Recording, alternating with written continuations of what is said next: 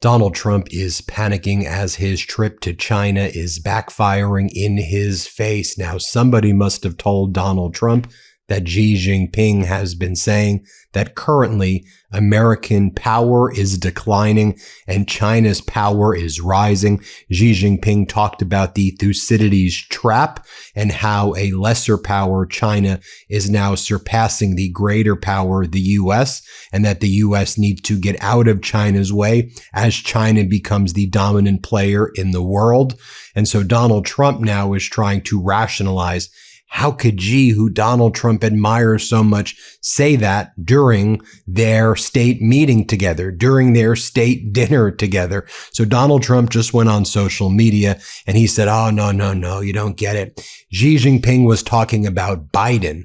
And he also said that we're hotter than ever right now. He was saying we're in a decline as a country when Biden was in office. That's how pathetic Donald Trump is. Here's what Donald Trump posted as he finally broke his silence on social media, ranting and raving like a lunatic, the lunatic that he is. He writes, when President Xi very elegantly referred to the United States as perhaps being a declining nation, he was referring to the tremendous damage we suffered during the 4 years of sleepy Joe Biden and the Biden administration. And on that score, he was 100% correct. Our country suffered immeasurably with open borders, higher taxes, transgender for everybody, men and women's sports, DEI, horrible trade deals, rampant crime, and so much more! Exclamation point. Now, obviously, she was talking about America right now. I'll show you the readout from what Xi Jinping had to say, which, by the way, is published publicly. But here's the thing. Attacking the person who came before you as a leader, even if you disagree with them, even if you don't think they did a good job, that's the ultimate sign of weakness. Like, you don't see any other world leaders out there disparage and defame the leaders who came before them, even where there's kind of massive differences. And sure, you may say it once or twice or a few times, but making that the main thing you say when you're traveling abroad ultimately damages the country. Now, everything Trump is saying is a lie as well about former President Biden, and Trump's so pathetic and weak, but it just, no matter what, it's not a way leaders behave. It's not a way humans should behave.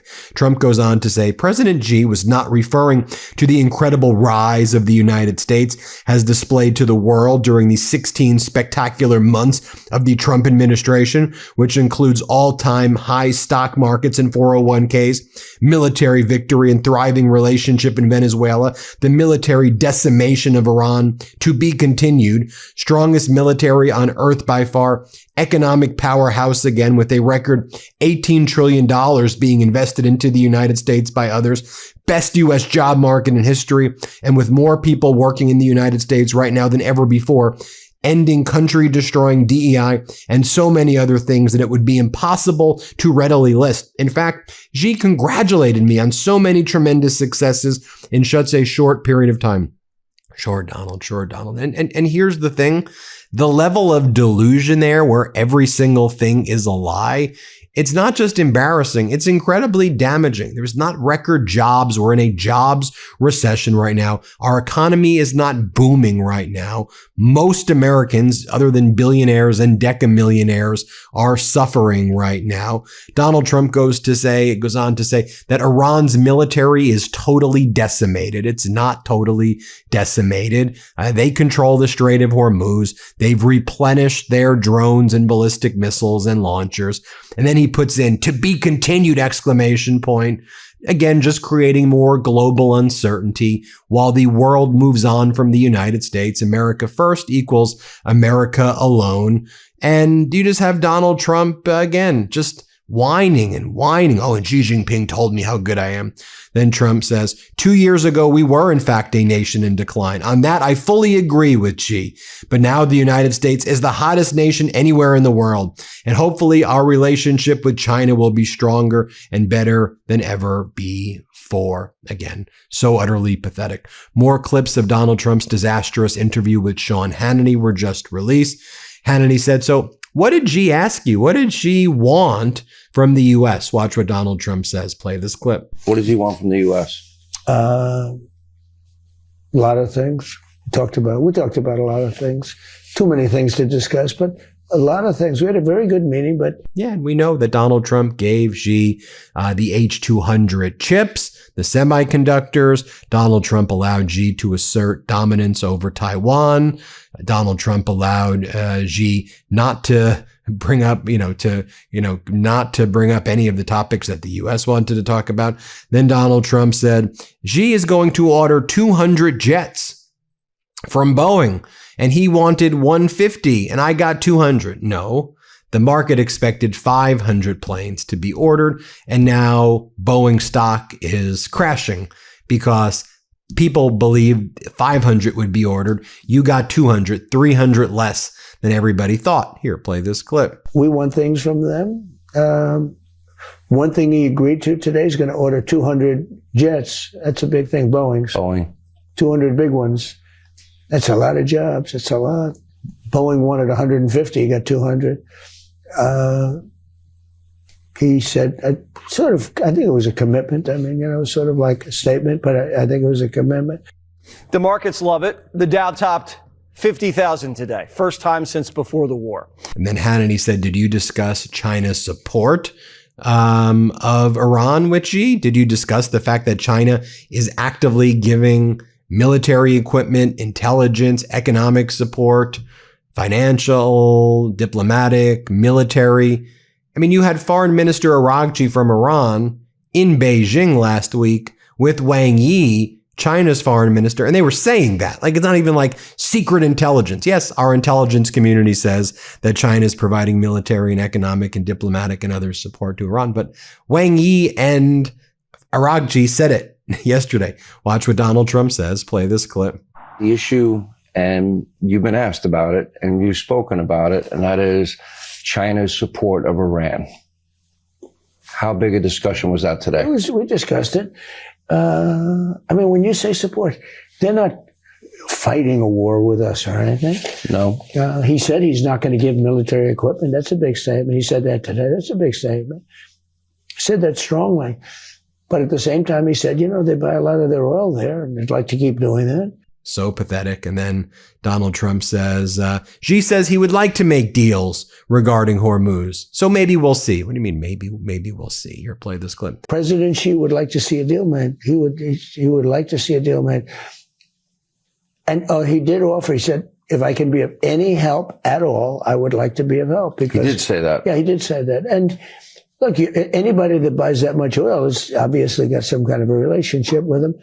But he said, I would love to be of help. If I could be of any help whatsoever, he'd like to see the Hormuz Strait open. He said, if I could be of any help whatsoever, I would like to help. By the way, most intelligence right now suggests that as soon as Donald Trump gets back, that we're going to be in open hostilities with Iran next week, and that Donald Trump just wanted this trip to happen for his own personal vanity and then open up hostilities with Iran next week. So stay tuned for that. I'll just show you what Xi Jinping's readout was. This comes from the Foreign Ministry spokesperson of China. Xi Jinping meets with the U.S. president. Here's what it says. President Xi noted that transformation not seen in a century is accelerating across the globe, and the international situation is fluid and turbulent. Can China and the United States overcome the Thucydides trap and create a new paradigm of major country relations? That's not talking about Biden. It's talking about right now.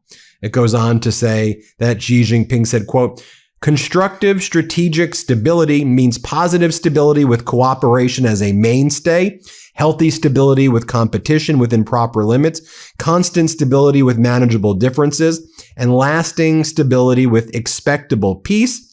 Xi pointed out that the two sides should implement important common understandings reached and make better use of communication channels in the political and diplomatic and military fields. That, by the way, that used to be a line that the U.S. talked about with Xi Jinping. That's usually what greater powers say to lesser powers, lecturing them on how to use diplomatic and military lines of communication.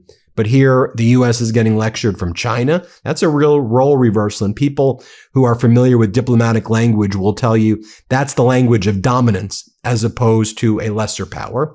And Trump didn't say that at all. I mean, Trump's like, I like Chinese food. There's so many Chinese restaurants here.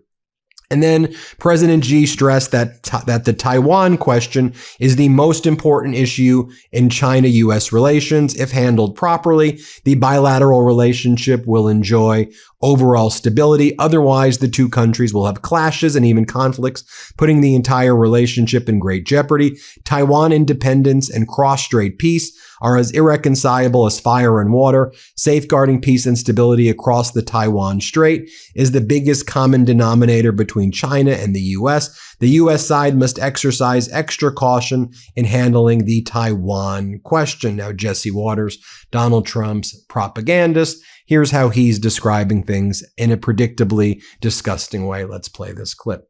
I hear they're big fans over there. The Chinese have made major inroads into the American restaurant scene. But get this. There are over 20,000 McDonald's, Taco Bells, and KFCs in China. And they're growing every year by the thousands.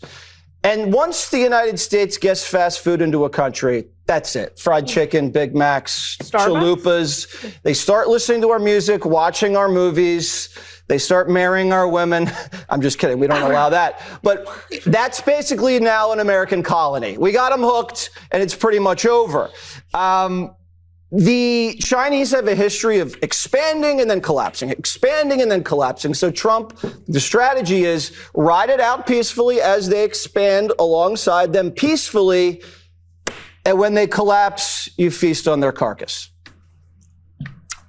Okay. Whatever you say. Should be noted that the bond markets are not reacting in any way that shows that there's stability following these meetings. The U.S. Treasury Department's $25 billion auction of 30-year bonds officially came in at a high yield of about 5.046%, the first time in 30 years that the 30-year bond yield auction has closed above 5% since August 2007, per the Financial Times. Now I'm joined by Democratic Leader Hakeem Jeffries. Leader Jeffries, great to see you as always. You know, Donald Trump has always been exhibiting, I think, cognitive and physical issues that we've been observing this term and even frankly before, but it seems to be getting much worse lately, that kind of cognitive physical deterioration. You know, we've seen a lot of members who are very deeply concerned about what they're observing just in how he's behaving on a day-to-day. I wanted to get your reaction to it. Well, the American people absolutely should be deeply concerned. We need a wellness check on this guy. He continues to exhibit signs of decay. The other day, he literally engaged in an unprecedented social media firestorm of posts that were unhinged, that were based on conspiracy theories, that were attacking Barack Obama. Clearly, he has Obama derangement syndrome, and going after other folks, going all the way back to the 2016 campaign. He seems to believe he still won the 2020 campaign. Something is really wrong with this guy, which is why I've publicly called upon a wellness check, an intervention, because it's dangerous at this moment to have this individual sitting at 1600 Pennsylvania Avenue calling the shots as the president of the United States. You know, you mentioned Obama derangement syndrome. It also seems that he has Jeffries derangement syndrome. It's kind of post after post about you right now. And so what's your reaction to all of those kind of very personal attacks that he's been making on you? Well, clearly at this point, I'm living rent-free in his head. And what's incredible is that the country's falling apart. The economy is a disaster. Gas prices have skyrocketed. He's gotten us involved in this reckless and costly war of choice over in the Middle East. Healthcare is being ripped away from the American people. Inflation is through the roof, but he has time to post about me, seemingly every day, sometimes multiple times a day. I think the problem is he didn't expect Democrats were going to fight back on all the things. And we're battling him on the terrorists, battling him on healthcare, battling him on his one big ugly bill, battling him on Epstein. battling him as it relates to his reckless and costly war of choice. And we're going to battle him until we win in November and take back control of the House of Representatives. Clearly, he can't handle that because he's so used to the sycophantic behavior of my Republican colleagues who've been nothing more than a reckless rubber stamp for Donald Trump's extreme agenda. We're going to be the exact opposite, a check and balance on an out-of-control president and an out-of-control executive branch. Not sure if you saw this, Howard Lutnick's transcript was finally released. He refused to sit for a video deposition. And in that transcript, he said that he would not answer any questions about his communications with Donald Trump regarding Jeffrey Epstein. Apparently, the Epstein cover-up is now subject to executive privilege, and those executive privilege objections were made. So in addition to it not being videotaped, not being under oath, he refused to answer any questions about whether he covered up the Epstein files with Trump, saying the cover-up is executive privilege. Your reaction, Leader Jeffries? Yeah, it's extraordinary, the ongoing cover-up that has taken place. We're going to continue to stay on the case, led by Robert Garcia and the Democrats on the House Oversight Committee, who've been doing a tremendous job in making sure that we lift up the demands of the survivors for both transparency and accountability, which is why we haven't relented as it relates to making sure that Pam Bondi is forced and compelled to testify under oath. And we're going to continue to press our case forward because clearly we're in the midst of a cover-up.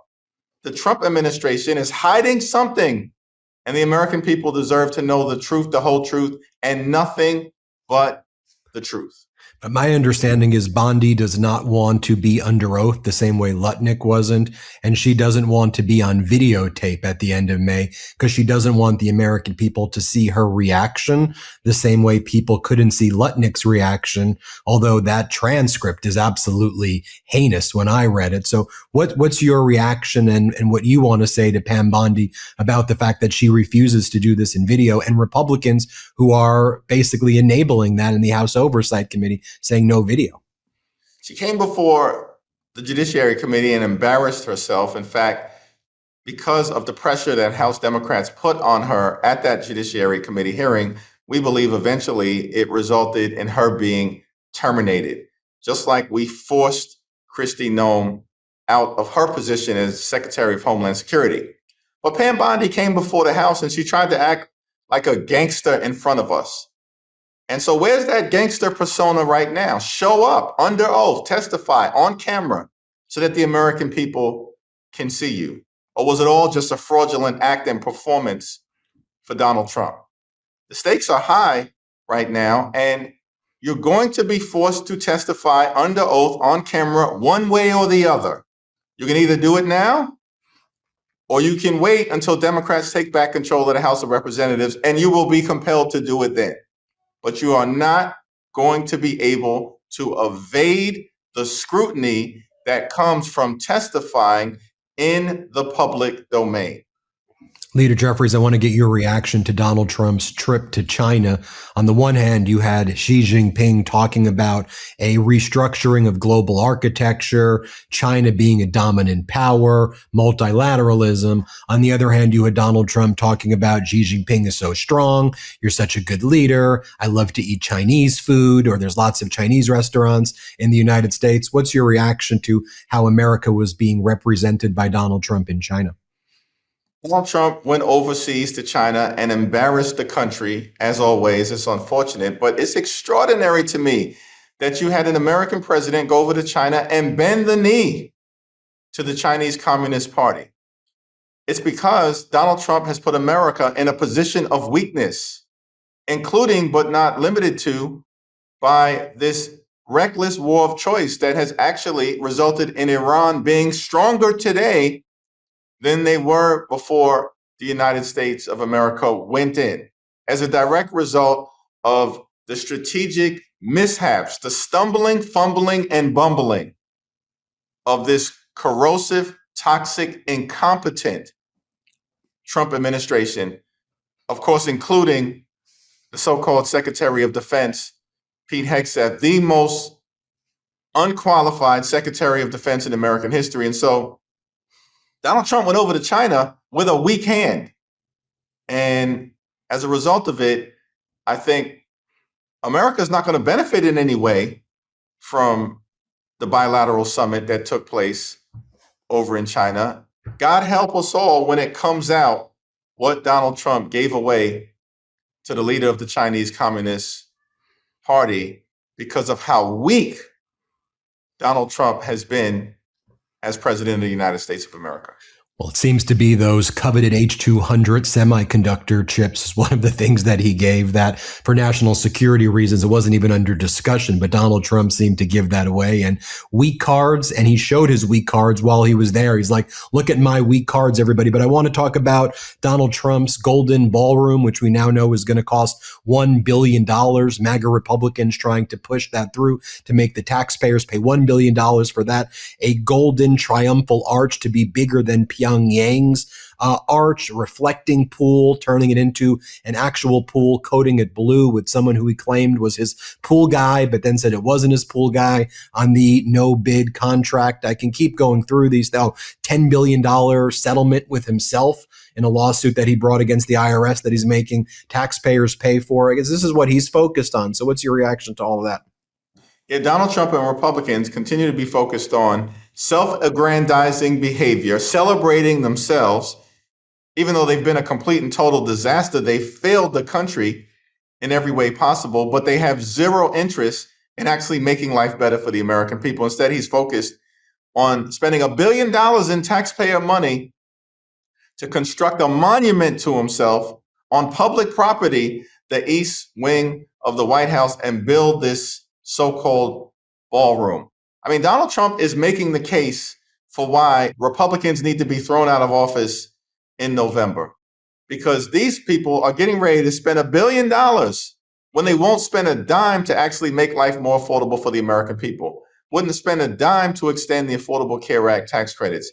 Don't want to refund the taxpayer money that was taken from everyday Americans as a result of the Trump tariffs. Instead, they want to give it to their corporate friends, family, and buddies. This is actual corruption unfolding in real time before the eyes of the American people, and it will be a voting issue in November. We are committed to cleaning up corruption and making sure that we actually restore some integrity here in Washington so that the focus is on actually improving the quality of life of the American people as opposed to subsidizing the lifestyles of the rich and shameless, which is what Donald Trump and MAGA Republicans have been all about.